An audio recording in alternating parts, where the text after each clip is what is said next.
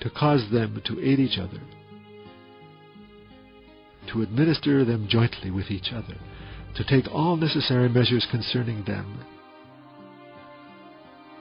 and to make this vast world like a perfect kingdom, a magnificent city, a well-adorned palace.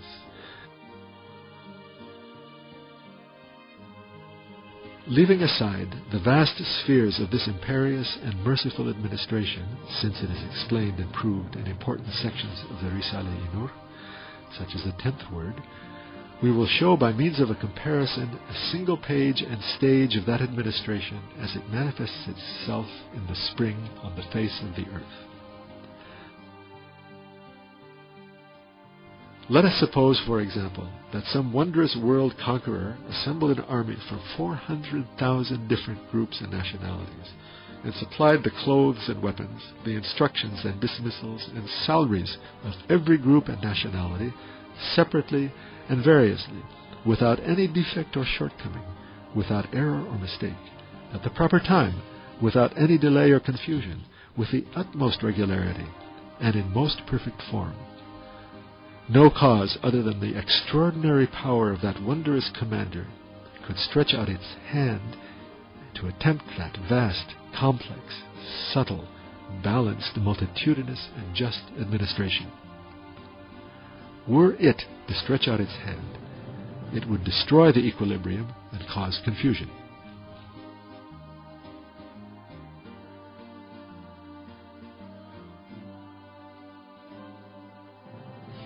So too we see with our own eyes that an unseen hand creates and administers every spring a magnificent army composed of 400,000 different species.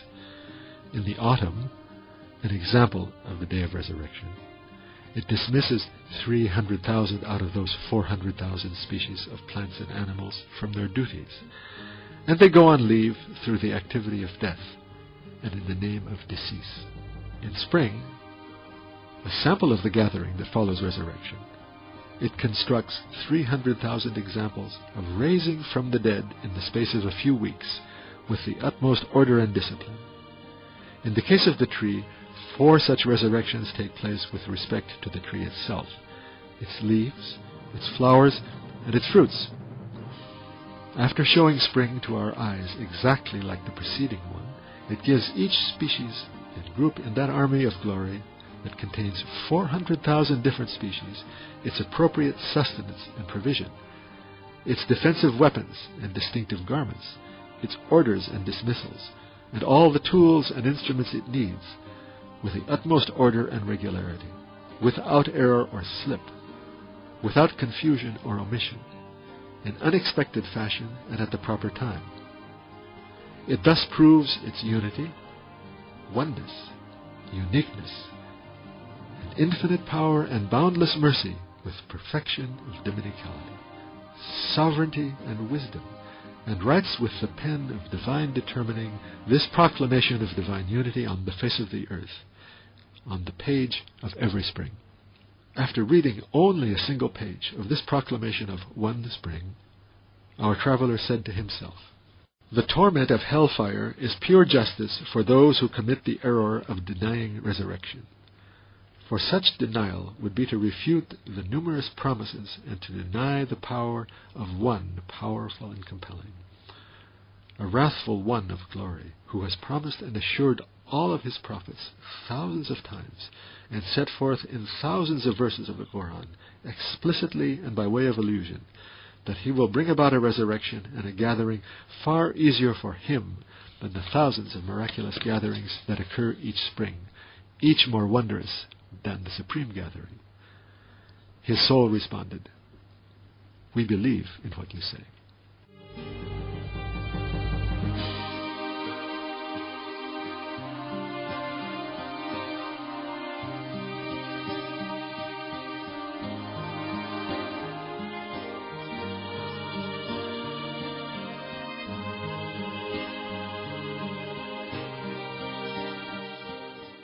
The fourth truth, which forms the 33rd degree, the truth of compassionateness and bestowal of provision. That is, the giving over the whole face of the globe within the earth, in the air above it, and the ocean around it, to all animate beings, especially those endowed with spirit, and among them essentially the impotent, the weak, and the young, all of their necessary sustenance, material and immaterial, in the most solicitous manner, deriving from it dry and rude soil, from solid bone-like dry pieces of wood, and in the case of the most delicate of all forms of sustenance, from between blood and urine, at the proper time, in orderly fashion, without any omission or confusion, in front of our eyes, by an unseen hand.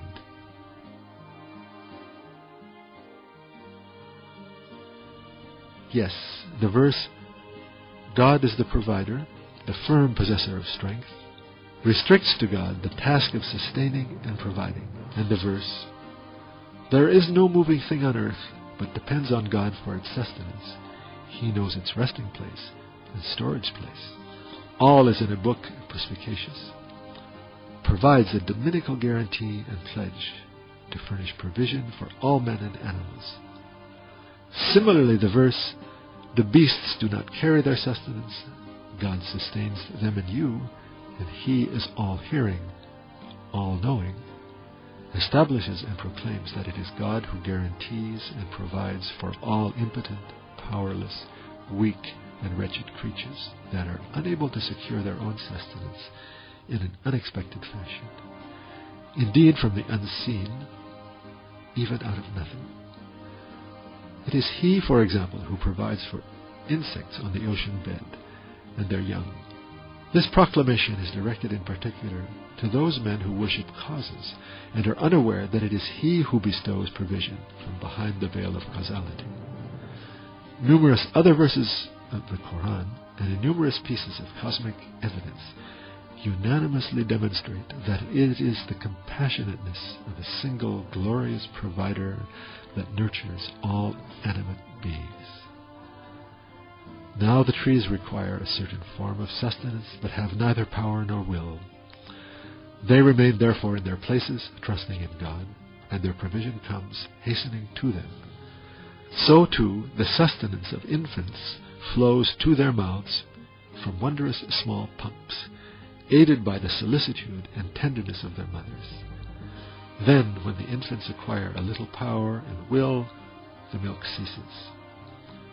These various instances clearly prove that licit sustenance is not proportionate to will and power, but comes in relation to weakness and impotence, which induce trust in God.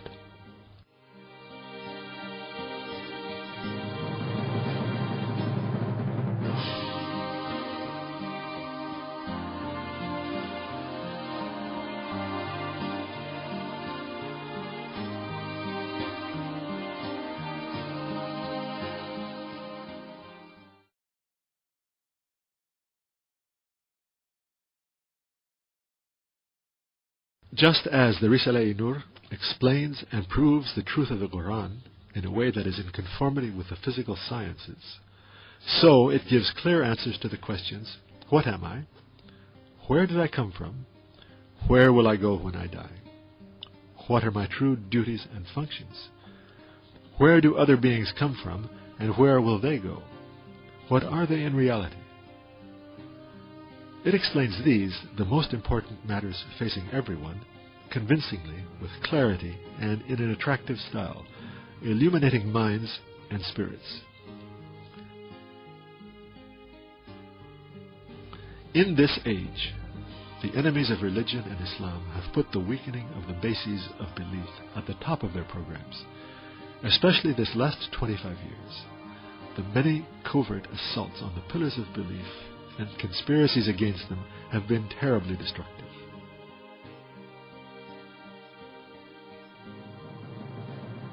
Doubt or denial concerning even one of the pillars of belief is very often more damaging than indifference toward the finer points of religion. This is why what takes priority at the present time is to transform belief by imitation into certain affirmative belief.